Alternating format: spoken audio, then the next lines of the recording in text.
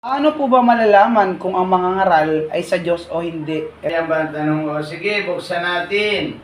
Sa unang 1 chapter 4, verse 1 to 3. Unang 1 chapter 4, verse 1 to 3. Malalaman mo kung sino ang nagsasabi ng totoo. Sige, basa.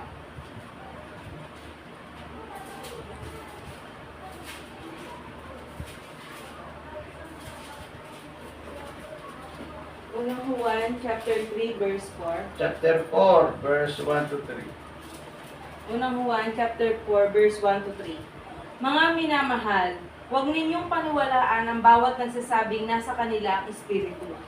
Sa halip, subukin ninyo sila upang malaman kung talagang mula sa Diyos ang espiritong nasa kanila, sapagkat marami ng huwad na propeta sa mundong ito. Ito ang palatandaan ng espiritu ng Diyos nga ang nasa kanila. Kung ipinapahayag nila na si Jesucristo ay dumating bilang tao, kung hindi kayo ng kanilang ipinahayag tungkol kay Jesus, hindi mula sa Diyos ang espiritong nasa kanila. Ang espiritu ng kaaway ni Kristo ang nasa kanila, narinig na ninyong ito'y darating at ngayon nga'y nasa sanlibutan na. Okay, maliwanag po siguro sa inyo.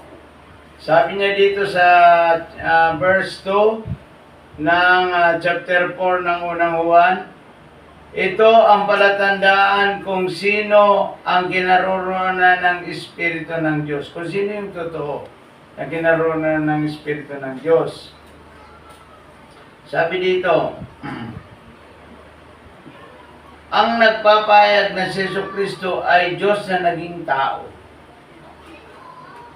Kung hindi yan, nagsasabi na si Kristo ay hindi Diyos na nagkatawang tao, siya ay hindi sa Diyos. Kaya, Giancarlo, naway maintindihan mo kung sino mang tao na nagpapahayag na si Jesucristo ay tao lamang o hindi Diyos, ay yan ay hindi sa Diyos, kundi yan ay mula sa false prophet. Ang tamang aral ay si Kristo ay Diyos na nagkatawang tao.